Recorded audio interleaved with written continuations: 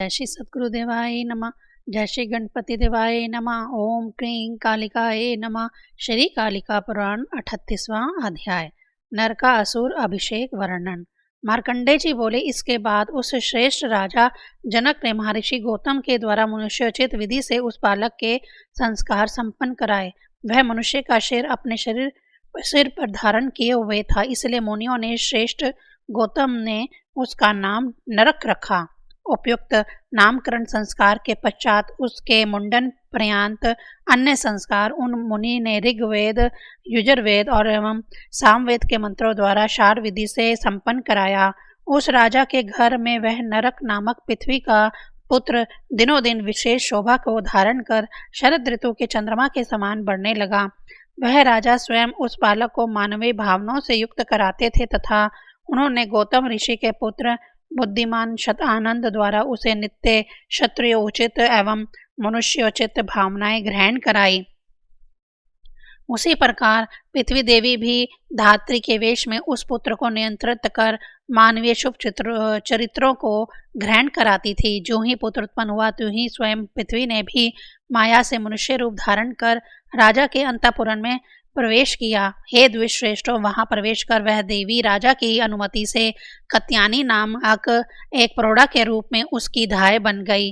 जब तक उस बालक की 16 वर्ष की अवस्था नहीं हो गई तब तक वह स्वयं उसका पालन करती हुई वे संयम, उचित नीतिपूर्ण व्यवहार ग्रहण कराती सिखाती रही। वह पृथ्वी का बेटा नरक दिनों दिन विकास करता हुआ महात्मा जनक के सभी पुत्रों से आगे निकल गया, क्योंकि शरीर से, पराक्रम से, रूप से, बल से, धनुष विद्या से तथा गदा चलाने की कला से उसने राजकुमारों को पीछे छोड़ दिया था। वह शास्त्रार्थ में कुशल तथा धनुर्वेद में प्रवीण था। 16 वर्ष की अवस्था में वह अन्य वीरों के लिए अजय हो गया। विदेह के स्वामी जनक उसके महान बल और पराक्रम तथा अपने पुत्रों को उससे हीन देखकर बहुत प्रसन्न नहीं हुए। प्राचीन काल में उस राजा की यह बुद्धि हो गई कि समय आने पर यह महान वीर नरक मेरे पुत्रों को हराकर मेरा राज्य ग्रहण कर लेगा। अंतःपुर में जब राजा सभी पुत्रों के साथ रमण यानी क्रीड़ा करते रहे तो वे नरक को देखकर बहुत प्रसन्न नहीं होते थे। पृथ्वी देवी ने उन राजा जनक की उस बुद्धि को जान लिया, किंतु राजा के उसके प्रति बदले हुए भाव को देखकर महारानी को आश्चर्य हुआ। एक बार महादेवी यानी महारानी ने विदेह के अधिपति राजाओं में श्रेष्ठ अपने पतिदेव महान आत्माओं वाले राजा जनक से पूछा। महादेवी बोली, हे नाथ, मैं आपसे कुछ पूछती हूँ। यदि आपके लिए मुझे कोई रहस्य की बात ना हो और यदि आपकी मेरे ऊपर कृपा हो तब आप उसे मुझसे कहिए। जब सभी बच्चे आपके सामने विहार करते रहते हैं उस समय आप नरक को देखकर दुखी दिखाई देते हैं। वह प्रसंग रात दिन बहुत अधिक आश्चर्य को बढ़ाता है। सदैव मुझे संशय और भय भी नहीं छोड़ते। वह यह रूपवान, पराक्रमी, नीति एवं निर्मलता में कुशल, विशेष बुद्धिमान, महाबली, अन्यों के द्वारा ना जीते जाने योग्य आपका पुत्र नरक आपको क्यों नहीं अच्छा लगता? उसे मैं जानना चाहती हूँ। यदि उचित हो तो मुझसे कहिए। मार्कंडेय जी बोले, उस प्रिया की इस बात को सुनकर क्षण भर में चुप रहकर राजा रानी से ये वाक्य बोले। राजा बोले, हे प्रिय, जो तुम्हारे द्वारा इस समय मुझसे पूछा गया है उसे मैं तुमसे 3 महीने बीतने के बाद कहूँगा। समय की प्रतीक्षा करो। किसी देवता के साथ मेरा गुप्त समझौता है, इसलिए इस समय मैं इस रहस्य के विषय में तुमसे कुछ नहीं कहूँगा। मार्कंडेय जी बोले, पृथ्वी के साथ एकांत में जब राजा का यह संवाद हो गया रहा था उस समय मनुष्य रूप धर धात्री बनी पृथ्वी ने उसे सुना। राजा और महारानी दोनों के वार्तालाप को तथा राजा द्वारा महारानी को दिए गए 3 महीने के समय को पृथ्वी ने सुना। उस समय नरक के प्रति उदास राजा के 3 माह बीत जाने पर इसके 16 वर्ष पूर्ण हो जाएंगे। तब राजा महारानी को उस रहस्य को कहेंगे। उस समय वह रहस्य मुझे भी ज्ञात हो जाएगा। जगत को धारण करने वाली उस पृथ्वी देवी ने अपने पुत्र के प्रति इस प्रकार विचार कर अनायास उपस्थित अवसर को पाकर अपने कर्तव्य का इस प्रकार निश्चय किया। तब एकांत में गौतम ऋषि के सहित उस राजा जनक के पास पहुंचकर यशस्विनी पृथ्वी देवी ने अपने पुत्र के लिए यह कहा। पृथ्वी बोली, हे निष्पाप, मेरे द्वारा जो वचन दिया गया था उसका आपके द्वारा पालन किया गया है। मेरे इस नरक नामक विनम्र पुत्र का आपने पालन किया है। युवा अवस्था को प्राप्त यह पुत्र आपके द्वारा नीति में नियोजित किया गया। आपकी कृपा से यह पुत्र आपके घर में सुख से बड़ा हुआ है। पहले के वादे के अनुसार मैं अपने पुत्र को ले जाऊंगी। मैं नरक के व्यवहार के प्रति तुम्हारे भय को जानती हूँ। पुरोहित के सहित आपके द्वारा वचन की रक्षा हो, इसलिए मैं गुप्त रूप से उसे ले जाऊंगी। हे राजन, इस संबंध में आप कष्ट ना करें। मार्कंडे जी बोले, विदेह के अधिपति राजा जनक से ऐसा कहकर जगत का पालन करने वाली पृथ्वी देवी उनके देखते ही देखते वहीं अंतर्ध्यान हो गई। राजा भी पृथ्वी द्वारा अपने प्रति कहे गए वाक्यों को स्वीकार कर वहां जहां वे प्रत्यक्ष यानी प्रकट हुई थी उस स्थान पर पुरोहित के साथ गए। इसके बाद एक बार माया से मनुष्य का रूप धारण कर पृथ्वी देवी ने उस महान आत्मा वाले की धाय के रूप में गुप्त रूप से नरक से कहा कि हे मैं महान भुजाओं वाले, मेरी तुम्हारे साथ गंगा स्नान के लिए जाने की इच्छा हो रही है। हे बेटे, यदि तुम चलो तो मैं आज ही तुम्हारे साथ रथ से चलूंगी। नरक बोला, हे माता, मैं पिता की आज्ञा के बिना तुम्हारे साथ नहीं जाऊंगा। उनकी आज्ञा प्राप्त कर ही मैं गंगा स्नान के लिए तुम्हारे साथ जाऊंगा। धाय बोली, ये राजा जनक तुम्हारे पिता नहीं है। तुम्हारे पिता तो समस्त जगत के जो स्वामी हैं वे हैं। मेरे साथ गंगा तट पर चलकर उनको देखो। हे पुत्र, जिन्हें तुम पिता समझ रहे हो, यह तुम्हारे पालन करता है। ये तुम्हें राज्य नहीं प्रदान करेंगे। हे तात, जो तुम्हारे वृद्धि में सहायता देने वाले हैं, उन अपने वास्तविक पिता को तुम प्राप्त करो। हे पुत्र, इस संबंध में मैं जो मेरा रहस्य है उसे मैं गंगा तट पर ही तुमसे कहूंगी, अन्यथा रहस्य भेदन हो जाएगा। मार्कंडे जी बोले, तब धाय के वचन से नरक में विश्वास उत्पन्न हो जाने पर वह अपनी इच्छा से वाहन को छोड़कर पैदल ही गंगा तट पर गया। इसके बाद गंगा तट पर पहुंचकर तथा अपने पुत्र को विधि पूर्वक स्नान कराकर पृथ्वी ने उसे अपना यथार्थ रूप दिखाया। तब जगत को उत्पन्न करने वाली पृथ्वी ने अपने उस मायामय मनुष्य रूप को छोड़कर नील कमल की पंखुड़ियों के समान श्याम, सभी अंगों से सुंदर, सभी लक्षणों से युक्त, अनेक आभूषणों से सुशोभित अपने सुंदर वास्तविक रूप को स्वकीय नरक नामक पुत्र को दिखाया। तब पृथ्वी ने इसके पहले ही घटी हुई समस्त कथा को उस पुत्र से कहा, जिससे परस्पर विश्वास उत्पन्न हो। पृथ्वी बोली, हे पुत्र, मेरे गर्भ में जब तुम दिनों दिन बढ़ रहे थे तब ब्रह्मा आदि देवताओं ने स्वयं तुम्हें देखा। तब रजस्वला अवस्था में पृथ्वी से उत्पन्न महात्मा विष्णु का यह पुत्र आसुरी भाव को प्राप्त कर हम सबको मार डालेगा। इस चिंता से युक्त और देवताओं ने यह षड्यंत्र यानी कुविचार किया कि यह गर्भ से उत्पन्न न हो तथा सदैव गर्भ में ही रहे। तब हे पुत्र, देवताओं के उस कुविचार या षड्यंत्र के कारण तुम बहुत युगों तक दुख उठाते हुए मेरे गर्भ में ही रहे। तब मैं तुम्हारे धारण करने के कारण मृतक तुल्य हो गई। उस समय मैं सनातन भगवान विष्णु की शरण में गई। तब तुम भगवान नारायण के वचन अनुसार उत्पन्न हुए। हे पुत्र, मेरे इस वचन को तुम सत्य और निश्चित समझो। मार्कंडे जी बोले, उसे सुनकर उस नरक नामक पुत्र को जब आश्चर्य नहीं हुआ, तब स्वयं पृथ्वी देवी ने जिस प्रकार वह विदेहराज जनक के यज्ञ भूमि से उत्पन्न हुआ था तथा इस संबंध में पृथ्वी और जनक के बीच जो वादा हुआ था और जिस प्रकार मनुष्य रूप धारण कर वह उसकी धात्री बनी थी, अपने पुत्र महात्मा नरक से वह सब कह दिया।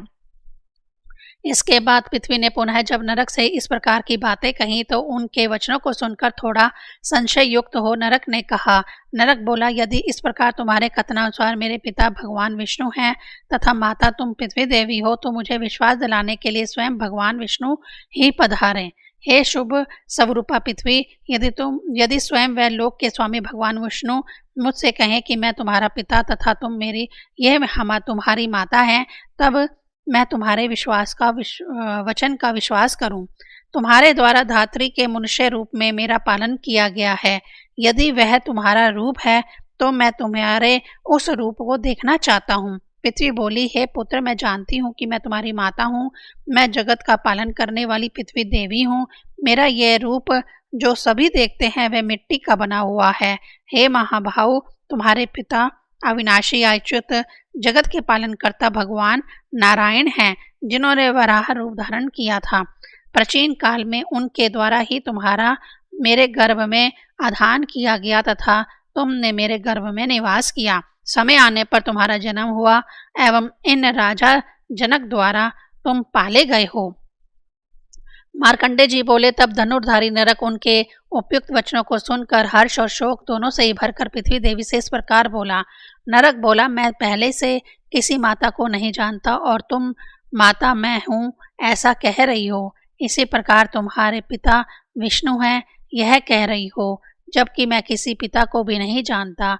मैं तो विदेह राजा जनक को ही अपना पिता तथा सुमति नाम वाली उनकी पत्नी को ही अपनी माता जानता हूँ। हे शुभे, उनके सभी पुत्र मेरे भाई तथा सीता मेरी बहन है।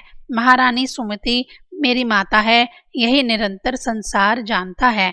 अब तक जो तुमने प्रौढ़ा रूप का स्त्री रूप धारण कर मेरी धार्य का काम किया है, वह सब तुमने मुझे झूठा दर्शाया है। अतः तुम जिस प्रकार से मेरी माता हो उसे सत्य सत्य बताओ। मार्कंडे जी बोले, तब पुत्र के इस वचन को सुनकर सब कुछ सहने वाली पृथ्वी ने जिस प्रकार प्राचीन काल में वराह के साथ उसका रजस्वला अवस्था में संभोग हुआ था, देवताओं के द्वारा जिस प्रकार से उसका गर्भ धारण रोका गया था, जिस प्रकार वह दुखी होकर भगवान माधव यानी विष्णु के शरण में गई थी, जिस प्रकार से उसने जनक को वचन दिया था पहले का, वह समस्त वृत्तांत अपने पुत्र से निवेदित कर दिया। ऋषिगण बोले, प्रभ विष्णु द्वारा यह वचन क्यों दिया गया कि महात्मा राम द्वारा रावण के मारे जाने पर ही तुम्हारा पुत्र उत्पन्न होगा, इस विषय में हमें महान संशय है। हे गुरु, आप सदैव हमारे उपदेश देने वाले हैं, अतः इन संशयों को आप दूर कीजिए। मार्कंडे जी बोले, हे द्विजसुतमो, रावण आदि मांसाहारियों के बाहर से पीड़ित हो पृथ्वी 5 योजन नीचे चली गई। हे द्विजसुतमो, यह वराह के वीर्य से तथा पृथ्वी के गर्भ से उत्पन्न होने वाला पुत्र भी महाराज दशानन रावण की ही भांति होगा। तब यह पृथ्वी भार से क्रांत हो बहुत अधिक नीचे चली जाएगी। यह विचार कर विष्णु और प्रभु विष्णु द्वारा रावण के मारे जाने के बाद का समय दिया गया। पृथ्वी का भार कम करने के निमित्त ही यह वचन दिया गया था। हे महाभाग वाली, तुम्हारे पूर्व पहले के रूप को देखकर तथा जगत गुरु भगवान विष्णु के वचन के आधार पर श्रद्धा उत्पन्न हो जाने पर ही मैं तुम्हारे समझौते का निर्वाह करूंगा। पुत्र की उपयुक्त बात को सुनकर पृथ्वी ने उसके सामने ही अपने पहले मायामय मनुष्य रूप को ग्रहण कर लिया। जिस कत्यानी यानी प्रौढ़ स्त्री के रूप में धारण कर उसने नरक का पालन किया था, उसी को धारण करके उसने अपने पृथ्वी शरीर को छोड़ दिया। इसके बाद तब कत्यानी रूप वाली धाय को देखकर नरक ने उससे राजा के भवन में जो जो घटनाएं घटी थी उसका वृत्तांत पूछा। उसने वैसे ही वृत्तांत सुनाया जैसे उसके द्वारा इस समय राजा जनक के घर में पहले नरक को पाला गया। उस समय वह जब नरक को विश्वास हो जाने के कारण वह संतुष्ट हो गया तो पृथ्वी ने पुनः अपने यथार्थ रूप को धारण कर लिया। इसके बाद पृथ्वी ने अपने पहले के समझौते के अनुसार जगत के स्वामी विष्णु भगवान को मस्तक झुकाकर बारंबार प्रणाम करते हुए सिमरन किया। तब पृथ्वी द्वारा सिमरन मात्र करते ही गरुड़ ध्वज वाले जगत के स्वामी भगवान माधव विष्णु वहां प्रकट हो गए। उस समय पृथ्वी देवी ने गरुड़ पर सवार देव भगवान विष्णु को देखा, जो नीले कमल की पंखुड़ी के समान श्याम वर्ण के थे तथा शंख चक्र और गदा धारण किए हुए थे। शीर से पृथ्वी का स्पर्श करते हुए अत्यंत भक्तिपूर्वक पृथ्वी देवी ने उन पीताम्बरधारी जगत के स्वामी हृदय पर श्री वत्स चिन्ह धारी अविनाशी भगवान विष्णु को प्रणाम किया। उस समय जगत को उत्पन्न करने वाली पृथ्वी देवी ने, हे परमेश्वर, हे जगत के स्वामी, हे जगत के कारण के भी कारण, आप प्रसन्न होइए, ऐसा वचन भी कहा। नरक ने भी दोनों आंखें झपका कर भगवान विष्णु को देखा तथा उसके तेज से प्रभावित हो भूमि पर बैठ गया। तब नरक नाम के उस अपने पुत्र के बैठ जाने पर उत्तम रूप रंग वाली उस पृथ्वी देवी ने भगवान विष्णु को प्रसन्न किया। तब पृथ्वी देवी द्वारा प्रसन्न किए जाने पर अविनाशी नारायण विष्णु ने शंख के अगले भाग से नरक नामक पुत्र का स्पर्श किया। श्री विष्णु द्वारा स्पर्श किए जाते ही वह नरक अत्यंत दर्शनीय हो गया तथा उनके देखने मात्र से ही वह उत्साहवान एवं बलवान हो गया। तब नरक ने उठकर भगवान नारायण, जो हरि और गोविंद भी हैं, उन्हें भक्ति पूर्वक बार बार प्रणाम किया। तब विश्वास हो जाने के पश्चात उस वीर ने परम भक्ति युक्त हो उन महाभागशालिनी पृथ्वी देवी को प्रणाम करते हुए नमस्कार किया तथा अंजलि बांध सामने खड़ा रहा और भयवश कुछ नहीं बोला। तब पृथ्वी देवी ने उस बालक के निमित्त माधव विष्णु भगवान से याचना किया कि हे देवताओं के भी देवेश, आप प्रसन्न होइए तथा पूर्व निर्धारित वचन का पालन कीजिए। हे जगतपति, आपके द्वारा मुझे यह पुत्र प्रदान किया गया था, यह मेरा सर्वस्व है। इसके लिए आपने प्रतिज्ञा पूर्वक जो वचन दिया था, अब उसका पालन कीजिए। श्री भगवान बोले, आपने अपने पुत्र के निमित्त जो कुछ भी मुझसे मांगा था वह सबसे पहले ही मेरे द्वारा आपको तथा आपके पुत्र के लिए राज्य के रूप में प्रदान किया गया है। ऐसा कहकर जगत के स्वामी भगवान विष्णु नरक नामक उस पुत्र को लेकर पृथ्वी के सहित गंगा नदी में प्रवेश कर गए। वे जल में प्रवेश करके क्षण भर में प्रज्ञ ज्योतिषपुर को चले गए, जो काम रूप प्रदेश के मध्य भाग में स्थित है तथा जहाँ की स्वामिनी कामाख्या देवी हैं। वह स्थान अपने राज्य अधिकार क्षेत्र के रूप में स्वयं शिव द्वारा गुप्त रूप से सुरक्षित रखा गया था तथा उसे बलवान, क्रूर तथा मूर्ख किरातों से बसाया गया था। हे द्विज सुतमो, स्वर्ण के स्तंभों से समान पीली आभा वाले, ज्ञान से वर्जित तथा व्यर्थ निष्प्रयोजन केश मुंडाए हुए, मद एवं मांस भोजन में तत्पर किरात विष्णु को वहां आया हुआ देखकर कुपित हुए उन किरातों को भगवान विष्णु ने देखा। वहां उनका स्वामी एक प्रकर्मी स्वर्ण स्तंभ की आभा के समान पिताब तथा जलती हुई अग्नि की भांति शोभामान घटक नाम का किरात था। वह महिती चतुरंगी सेना से युक्त होकर क्रोध पूर्वक जगत के स्वामी भगवान विष्णु तथा महान बलशाली नरक के समीप पहुंचा। अविनाशी भगवान विष्णु के पास किरातों के सहित पहुंचकर उस किरात राजा घटक ने उन पर बाणों की वर्षा की। तब विष्णु ने भी उससे श्रेष्ठ बलशाली अपने पुत्र नरक को उस किरात राज से युद्ध करने के लिए भेजा। वहां नरक ने भांति भांति के शस्त्र अस्त्र संचालन में सक्षम उन बलवान किरातों के साथ बहुत समय तक युद्ध किया।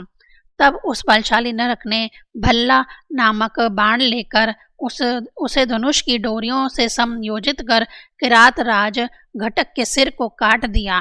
क्रोधित हो उस वीर ने जिस प्रकार सिंह हाथियों को मार डालता है, उसी प्रकार मुख्य मुख्य किरातों तथा बहुत से उनके सेनापतियों को मार डाला। अपने राजा घटक के मारे जाने पर कुछ किरात भाग गए तो कुछ नरक के शरण में पुनः लौट कर चले गए। युद्ध करने वालों को मारकर तथा शरण में गए हुए की रक्षा कर नरक ने अपने पिता विष्णु के पास जाकर उन्हें प्रणाम कर उनसे निवेदन किया। नरक बोला, हे तात, मेरे हाथों किरात राज घटक तथा उसके दूसरे सेनापति मारे गए हैं। अब मैं और कौन सा अन्य कार्य करूं? भगवान बोले, तुम दिक्कर वासनी देवी यानी शिव के अंतर में वास करने वाली देवी के स्थान की व मानसरोवर क्षेत्र में बहने वाली दिक्कर वासनी दिक्कारिक नदी तक किरातों को समाप्त करो। इस अभियान में भागने वालों को भगाओ तथा शरण में आए हुए की रक्षा करो। मार्कंडे जी बोले, तब पराक्रम में ऐरावत के समान तथा वेग में गरुड़ के समान विशाल शरीरधारी किरात राज के वाहन श्वेत गजराज पर चढ़कर उस वीर नरक ने किरातों को दिक्कर वासनी तक खदेड़ दिया एवं लौटकर पिता के से यह कहा। नरक बोला, मैंने गुणों में ऐरावत के समान श्रेष्ठ हाथी पर सवार हो सागर पर्यंत फैले हुए उन किरातों को खदेड़ दिया है तथा घटक नामक महान किरात राज मारा गया है। अब और भी जो कुछ करने योग्य हो उसे मुझे बतलाइए। पूर्व भाग में स्थित सदा गंगा करतोई नाम्री नदी ललिता नामक नदी वर्तमान में कामाख्या क्षेत्र तक तुम्हारा यह नगर बसेगा। यहाँ जगत को उत्पन्न करने वाली महान भाग्यशालिनी सुंदरी योग निद्रा कालिका देवी कामाख्या रूप धारण कर सदैव विराजमान रहती है। यहाँ पर ब्रह्मा का पुत्र यह लोहित नामक नदों का राजा है तथा यही दशों दिक्पाल अपने अपने स्थानों पर व्यवस्थित रूप से विराजमान है। हे पुत्र, यही स्वयं महादेव विष्णु और ब्रह्मा और मैं विष्णु स्थित हूँ तथा सूर्य एवं चंद्रमा सदैव निवास करते हैं। सभी यहाँ इस रहस्यमय उत्तम क्षेत्र में क्रीड़ा हेतु आए हैं। यहाँ कल्याणमयी शोभा बसती है तथा बहुत प्रकार के भोग करने योग्य साधन सुलभ हैं। प्राचीन काल में ब्रह्मा ने इसके मध्य में ही नक्षत्रों की सृष्टि की थी। तब से इंद्र की नगरी के समान श्रेष्ठ यह पुरी प्रज्ञ ज्योतिषपुरी के नाम से जानी जाती है। हे महाबली, तुम स्वयं मेरे द्वारा अभिषक्त हो, राजा बनकर दारायुक्त सपत्नीक हो, आमात्य हेतु यहाँ निवास करो, तुम्हारा कल्याण हो। मार्कंडेय बोले, तब ऐसा कहकर स्वयं विष्णु ने भगवान शिव की आज्ञा से सभी किरातों को पूर्व दिशा में सागर पर्यंत बसाया। पूर्व दिशा में ललित कांता यानी ललिता नदी के सीमा से प्रारंभ कर सागर पर्यंत करातों को बसाया। ललिता कांत से पश्चिम में कराता नदी पर्यंत जो क्षेत्र है वह कामाख्या देवी का निवास स्थान है। उस स्थान से किरातों को निकाल कर वहां पर वेद शास्त्रों के जानने वाले सनातन रूप से बहुत से द्विज वर्णों को बसाया, जिससे वेदों का अध्ययन, दान आदि कर्म निरंतर चलते रहे। इस विचार से भगवान विष्णु ने वहां मुनियों को बसाया। वे सब मुनिगण वेद अध्ययन में संलग्न तथा धर्म में तत्पर रहने वाले थे। फलतः थोड़े समय में ही वह देश तब से काम रूप नाम वाला हो गया। तब भगवान विष्णु ने विदर्भ राज की माया नामक पुत्री को, जो गुणों में नरक के समान थी, अपने पुत्र के लिए वरण किया। उससे विवाह कराकर ऋषिकेश ने उसी के साथ अपने पुत्र नरक का उस राज्य के राजा के रूप में अभिषेक किया। माधव ने उस नगरी में दुर्गम पर्वतों से घिरे गिरी दुर्ग से सुरक्षित, सब ओर से समृद्धि युक्त जल दुर्ग से रक्षित तथा देवताओं के लिए भी अजय बना दिया। तब किरात राज के जो भी सुंदर दांतों, बड़ी बड़ी विचित्र झूलों से सुशोभित 25,000 हाथी तथा अनेक प्रकार के रत्न और भांति भांति की सेना, अश्व और आभरण थे, नरक ने उन सबको अपने अधिकार में ले लिया। राजा के जो जो आभूषण, ध्वजा और अभयभारण आदि थे, वह उन्हें स्वयं भगवान विष्णु ने अपने पुत्र को प्रदान किया। उसे विष्णु भगवान ने एक ऐसा रथ प्रदान किया जो तीनों लोकों में दुर्लभ था। वह रथ आधा योजन फैला हुआ तथा लोहे के 8 पहियों से युक्त था। उसमें 1008 मन के समान तीव्र वेग वाले घोड़े जुते हुए थे तथा उसका वेदिका भाग यानी बैठक विस्तृत था। वह सोने और विचित्र रत्नों से सुशोभित था। वह विशाल स्वर्णमय ध्वज से सुशोभित था, जिस पर वज्र का चिन्ह अंकित था।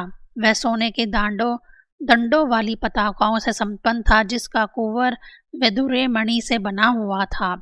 वह रथ सिंह बाघों से उत्पन्न चामड़ों से सदैव मड़ा तथा लोहे की जाली से ढका हुआ था।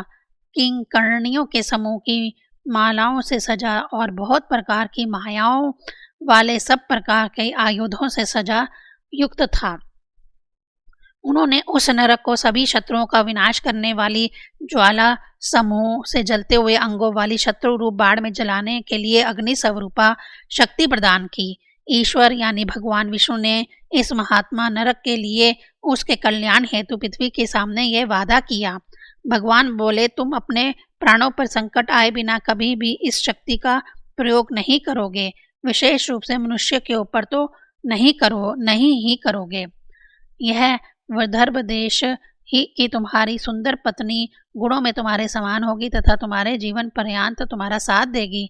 तुम त्रेता युग में संतान हेतु प्रयत्नशील होगे, तब द्वापर के अंत में संतान प्राप्त करोगे। हे पुत्र, यदि तुम चिरजीवी होना चाहो तो कभी भी तुम्हारे द्वारा मुनियों और ब्राह्मणों से विरोध नहीं किया जाना चाहिए। महान दुर्गों में रहने वाले अपराजय राजाओं एवं देवताओं से तुम्हारा विरोध उचित नहीं है। हे पुत्र, देव सुंदरियों के साथ रहते हुए अत्यधिक सुख उपभोग पूर्वक तुम अपने इस काम रूप पर्वत पर चिरकाल तक निवास करो। हे पुत्र, तुम महादेवी, महामाया, जगत माता, अंबिका, कामाख्या के बिना अन्य देवताओं का पूजन नहीं करोगे। इससे भिन्न विहार करते हुए ही तुम प्राण रहित होगे। इसलिए हे नरक, तुम प्रयत्न पूर्वक मेरे वचन का पालन करो। मार्कंडेय जी बोले, अपने पुत्र नरक के प्रति ऐसा उपयुक्त वचन कहकर भगवान विष्णु उससे दूर हटकर एकांत में पृथ्वी से यह वाक्य बोले। हे सुंदरी, जो जो मेरे द्वारा जो जो मेरे द्वारा तुम्हारे लिए करने के लिए पहले कहा गया था उन सबका तुम नरक के ऐश्वर्य के लिए शीघ्र उपदेश करो। हे जगत का पालन करने वाली, जब तुम स्वयं इसे मारने के लिए मुझसे कहोगी तभी कोई मनुष्य या इस नरक को वध करेगा। पृथ्वी बोली, प्रजा के लिए किया गया मेरा यह प्रयत्न संतान के बिना निंदनीय हो जाएगा, इसलिए हे प्रभु आप प्रयत्न पूर्वक मेरे इस संतान का पालन कीजिएगा। मार्कंडेय जी बोले, ऐसा ही हो। उस पृथ्वी और नरक से ऐसा कहकर पवित्र रूप भगवान विष्णु अंतर्हित हो गए। भगवान विष्णु द्वारा अपने वैकुंठ को चले जाने पर पृथ्वी अपने पुत्र के साथ पहले जहाँ के लिए भगवान विष्णु ने कहा था उसे स्वयं ले गई। तब बुद्धिमान नरक भी, जो वेद शास्त्र का ज्ञाता था, ब्राह्मण भक्त, नीति कुशल, दान में तत्पर हो, महान नीलकोट पर्वत पर कामाख्या देवी की पूजा में संलग्न हो, शत्रुओं द्वारा उपस्थित बाधाओं से रहित, उसी प्रकार बहुत समय तक राज्य किया जैसे इंद्र स्वर्ग में राज्य करते हैं, वह महान भोगों को भोगने वाला तथा महिती श्री से युक्त था। तब विदेह राज जनक भी नरक की श्री यानी विदेह वैभव को देखकर अपनी पत्नी, पुत्रों तथा गणों के सहित नरक को देखने के लिए वहां आए। कामरूप प्रदेश के अंतर्गत स्थित प्रज्ञ ज्योतिषपुर में जाकर राजा जनक ने वहां शोभा में शरद ऋतु के चंद्रमा के समान स्थित नरक को देखा। उस राजा ने आभूषणों से भली भांति ढके हुए नरक को देवराज इंद्र तथा उसकी राजधानी प्रज्ञ ज्योतिषपुर को अमरावती माना। तब यह सब वचन जनक ने महारानी से कहा।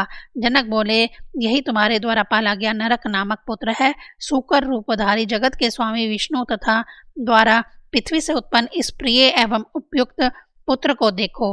मार्कंडेय जी बोले, ऐसा कहकर राजा जनक ने प्राचीन काल में जैसा हुआ था तथा जिस प्रकार नरक उत्पन्न हुआ था वह समस्त वृत्तांत कह सुनाया। विदेह राजा जनक वहां नरक द्वारा पूजित हो प्रसन्नता पूर्वक बहुत समय तक प्रज्ञा ज्योतिषपुर में निवास किए। तब वहां से अपने गणों के साथ अपने निवास स्थान को चले गए। तब पृथ्वी का वह पुत्र नरक इस प्रकार उत्पन्न हुआ तथा अपने असुरी भाव को छोड़कर दीर्घ काल तक पृथ्वी पर विहार किया। श्री कालिका पुराण में नरका अभिषेक नामक 38वां अध्याय संपूर्ण हुआ। ओम क्रीं कालिकाये नमः।